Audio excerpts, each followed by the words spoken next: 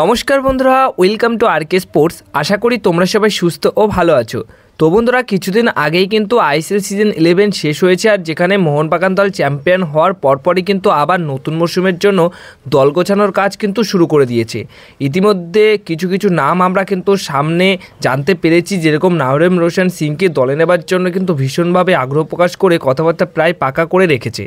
আরও কিছু পরিবর্তন আসতে চলেছে, তার মধ্যে কিন্তু মানবীর সিংয়ের পরিবর্তনটা নিয়ে বেশ কাজবাজ করা শুরু করে দিয়েছে মোহনবাগান দলের ম্যানেজমেন্ট, যেখানে মানবীর সিংয়ের ব্যাকআপ প্লেয়ার হিসেবে বা তার রিপ্লেসমেন্ট হিসেবে কিন্তু একটা প্লেয়ার আনতে চাইছে, যেখানে মানবীর সিং একা হাতে ডান দিকে রাইট উইঙ্গার পজিশনে বেশ অনেকটাই লোড নিয়ে গত 1 থেকে 2 বছর খেলে আসছে, কিন্তু যখন তিনি থাকছেন না তখন কিন্তু ওই জায়গাটাতে একটা সমস্যা আমাদের দেখা দিচ্ছে। তাই সেই সমস্যার সমাধান করতে কিন্তু এই বছরই নতুন এক প্লেয়ারকে আনতে চলেছে বা আনতে চাইছে। আর নতুন সেই প্লেয়ারের নাম হিসেবে কিন্তু এই মুহূর্তে উঠে আসছে দুটি নাম, যেটা পার্থিব গগৈ, এছাড়া রয়েছে আরও একটি নতুন নাম, সেটা হচ্ছে বিক্রম প্রতাপ সিং। তো পার্থিব গগৈকে নিয়ে কিন্তু তোমাদেরকে এর আগেই আপডেট দিয়ে দিয়েছি যে তার সাথে কিন্তু কথাবার্তা চলছে মোহনবাগান দলের। এবার বিক্রম প্রতাপ সিংকে নিয়ে কিন্তু বড়সড় খবর পাওয়া গেল যে শুধুমাত্র পার্থিব গগৈ নয়, এর পাশাপাশি রয়েছে কিন্তু এই বিক্রম প্রতাপ সিংও মোহনবাগান দলের টার্গেট লিস্টে। যদি সব কিছু ঠিকঠাক থাকে তাহলে 23 বছর বয়সে এই রাইট উইঙ্গার পজিশনের ফুটবলারটিকে তোমরা মোহনবাগান দলে খেলতে দেখতে পারো।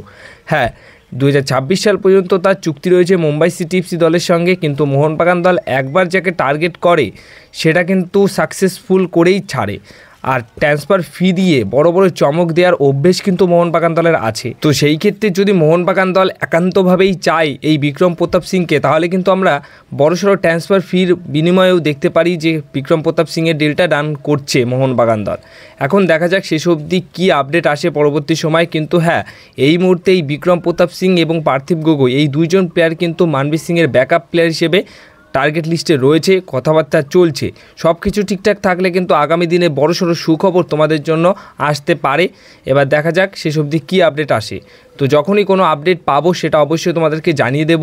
তো সেই ক্ষেত্রে তোমাদের কাছে কিন্তু অবশ্যই একটা প্রশ্ন থাকছে যে এই বিক্রম প্রতাপ সিং যদি মানবীর সিংয়ের ব্যাকআপ প্লেয়ার হিসেবে মোহনবাগান দলে যোগ দেয় তাহলে কেমন হবে, কতটা ভালো হবে, সেটা অবশ্যই তোমরা কিন্তু কমেন্ট বক্সে জানিও। আর তোমরা কি চাও যে বিক্রম প্রতাপ সিং মোহনবাগান দলে খেলতে আসুক? এটা নিয়ে তোমাদের মতামত অবশ্যই কমেন্ট বক্সে শেয়ার করে দিও। এখানেই শেষ নয়, আরও একটা ট্রান্সফার আপডেট দিয়ে আজকের এই ভিডিওটা শেষ করব। আর সেই ট্রান্সফার আপডেটটি একটি বিদেশি প্লেয়ারকে নিয়ে। 6 কোটি টাকার মরক্কোর ইন্টারন্যাশনাল দলের সেরা একজন ডিফেন্ডারের ওপর কিন্তু আইএসএলের বেশ কিছু দলের নজর রয়েছে, আর সেই সমস্ত দলের মধ্যে নাম রয়েছে মোহনবাগান দলের নাম। হ্যাঁ, মরক্কোন সেই ফুটবলারটির নাম হচ্ছে আদিল তাহিব। 24 বছর বয়স, মরক্কোর আন্ডার-23 যে ন্যাশনাল টিম, সেই ন্যাশনাল টিমের সদস্য বা স্কোয়াডে তার নাম রয়েছে। এছাড়া মরক্কোর মেন টিমের হয়েও কিন্তু সে 3টে ন্যাশনাল ম্যাচ খেলেছে। তো যথেষ্ট এক্সপিরিয়েন্স আছে এবং বয়সটা তার কিন্তু একদম পারফেক্ট বয়স। যদি আইএসএলের কোনো দল নিতে পারে তাহলে সেরা একটা সাইনিং অবশ্যই হবে। আর মরক্কোন ফুটবলার আইএসএলে কতটা সাফল্যর সাথে খেলে সেটা কিন্তু আমরা দেখেছি, খুব ভালো পারফরমেন্স তাদের রয়েছে। তাই একটা ঠিকঠাক সাইনিং অবশ্যই হবে যে দলই এই ফুটবলারটিকে নেয়। আর বর্তমান সময়ে দাঁড়িয়ে এই ফুটবলারটি কিন্তু মরক্কোর ফার্স্ট ডিভিশন যে লিগ রয়েছে সেই লিগের একটি ক্লাবে খেলছে। এবার তাকে নেওয়ার ব্যাপারে ইন্টারেস্ট শো করেছে। এবার মরক্কোন এই ফুটবলারটি তার কি ইচ্ছা আছে আইএসএলে আসার, সেটাও কিন্তু আমাদের দেখতে হবে। এখন সে যদি মনে করে আইএসএলে খেলতে আসবে তাহলে অবশ্যই যে দলগুলো নেয়ার ব্যাপারে ইন্টারেস্ট শো করেছে সেই দলের মধ্যে যে কোনো একটি দলে সে সই করতেই পারে এবং আইএসএলে খেলতে পারে। হ্যাঁ, মোহনবাগান দলের নামটা রয়েছে, তাই তোমাদেরকে জানালাম। দেখা যাক পরবর্তী সময় কোনোরকম আপডেট আসলে অবশ্যই সেটা জানাবো। বাট হ্যাঁ, মোহনবাগান দল শুধুমাত্র ইন্টারেস্ট শো করে রেখেছে, কিন্তু এখনও অবধি কোনোরকম চূড়ান্ত অফার তাকে সেন্ড করেনি। কারণ যেহেতু মোহনবাগান দলের ডিফেন্স লাইন আপে দুইজন তারকা বিদেশি ডিফেন্ডার রয়েছে, টম অ্যালডেড এবং অ্যালবাতো রদ্রিগেজ। অ্যালবাতো রদ্রিগেজ খেলার জন্য তো পুরোপুরি ফিট এবং সে তো আরও কিছু বছর খেলবে, কিন্তু টম অ্যালডেডের বয়সটা একটু হলেও বেশি হয়ে গেছে।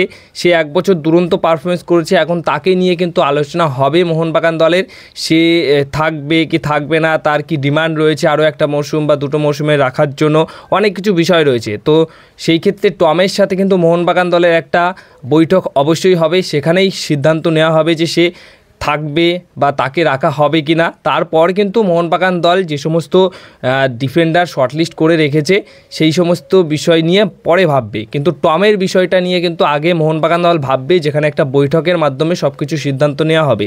যদি টম থেকে যায় তাহলে কিন্তু আর কোনো বিদেশি ডিফেন্ডার মোহনবাগান দল সই করাবে না। এবার দেখা যাক পরবর্তী সময় কি আপডেট আসে। এই ছিল আজকের আপডেট।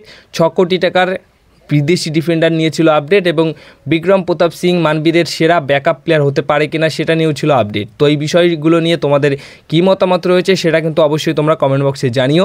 ভিডিওটা এই অবধি। যদি ভিডিওটা ভালো লাগে ভিডিওতে লাইক করে দিও এবং চ্যানেলটিকে সাবস্ক্রাইব করে নিও, কারণ এখানে নিয়মিত সব ধরনের খবর কিন্তু তুমি সবার আগে পেয়ে যাবে।